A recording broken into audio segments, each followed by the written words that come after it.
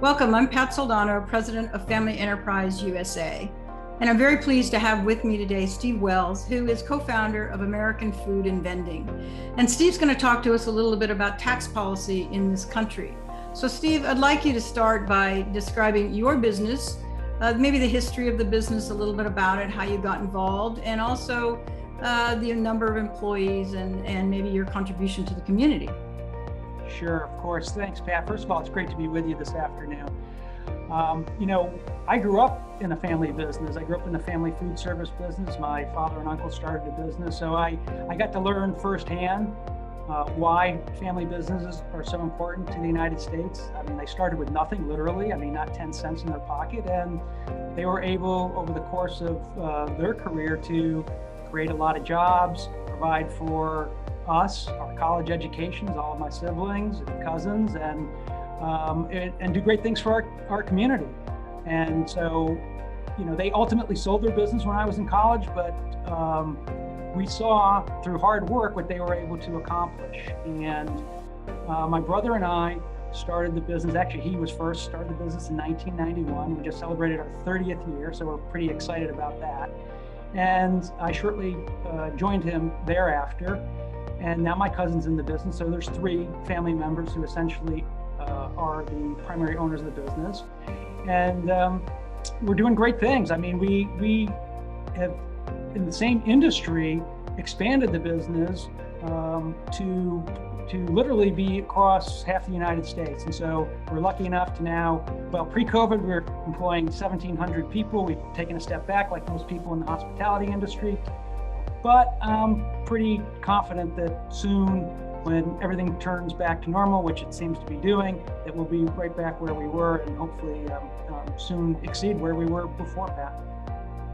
Well, that's terrific. So Steve, we know that family businesses really supported their communities, especially during the pandemic.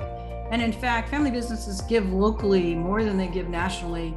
Our survey in 2021, the FEUSA Annual Family Business Survey, showed that 71% of the giving from family businesses is local. So maybe you could tell us a little bit about the giving that you and your family business does. Absolutely. So of course, it's critically important to our business to support the local community that we live in, and we've done that right along.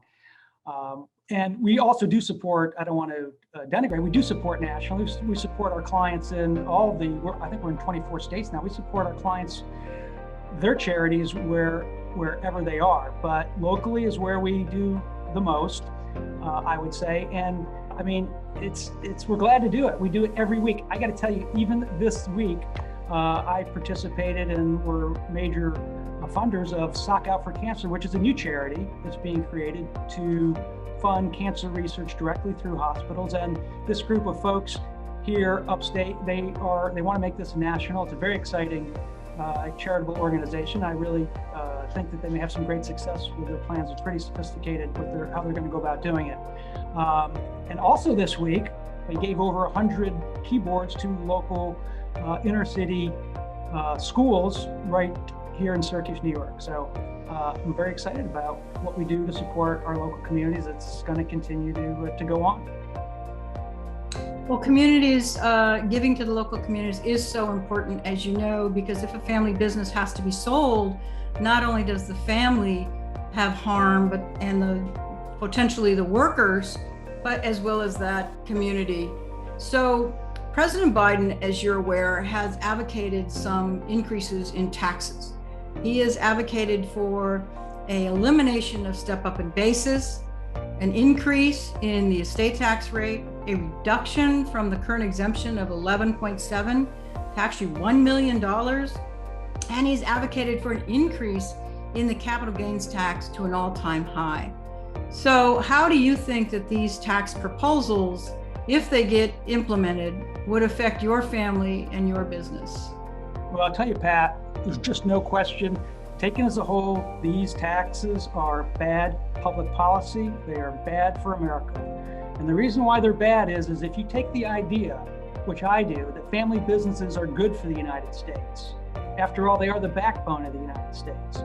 These taxes are going to be an impediment. They're going to stand in the way of helping family businesses grow, succeed, and pass from generation to generation.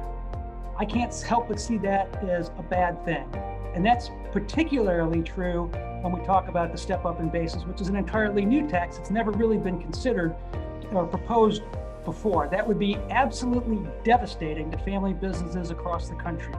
We are talking collectively about a tax that could well be in excess of 80%. That is a business killer. I cannot fathom why we would want to pass such onerous taxes.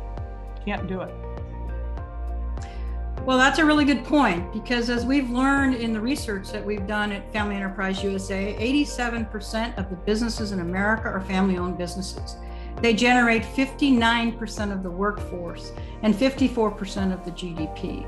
So to your point, these increases in taxes would be very destructive to family businesses. So the estate tax specifically, how does that affect your business and your family? And if these increases in that tax were implemented, once again, how would that affect you? And specifically, if you had a family member pass away and had to deal with the estate tax and the payment of that tax, again, how would it affect the family and the business? Well, the estate taxes, because they're so high and so onerous and so difficult to contend with, they are a major impediment to passing on family businesses. So even for the people who don't ultimately get hit with the estate tax, there is constant planning and trying to do everything legally possible to avoid the estate tax, because the amount is so great it will kill the business. So I got to tell you, increasing the estate tax, again, just like the step up in basis, is going to have the only possible effect is going to be an impediment to passing on family businesses. As you know from your job, you know that we don't pass on enough family businesses as it is right now. Very few make it beyond the first generation. And if our goal as a country is, and it surely ought to be, to pass on family businesses, raising the estate tax is the exact bad policy to undertake here. Well, and I think you've answered this question, but I'm going to ask it anyway, and it'll be my last question, which is, do you have an opinion around the fairness of the estate tax? Well, I do have an opinion, and of course I'll be happy to share with you my opinion about the fairness of the estate tax, but I do want to come back and say it's not only about the fairness. I don't think that's the only way we ought to look at it. But first, let me answer your question about the fairness. I don't think it's fair. It's not even a little bit fair, and this is the reason why. Because I pay income taxes at the highest rate every year. I pay corporate taxes at the highest rate every year. I'm an American business. I'm not engaged overseas somewhere, somehow figured out how to evade these taxes. So we pay income taxes, we pay corporate taxes. We will pay them our whole lives. And then when I'm all done, I have the luxury of having the government come in possibly and take over half of my business away. That is bad public policy. We're already paying taxes. I don't need a double and triple tax on top of that to destroy our family business. Well, Steve, I really appreciate your time today. Thank you so much. It's wonderful to hear your story. Thanks, and have a great rest of your day. Take care. Thanks, Pat. Bye-bye. Bye-bye.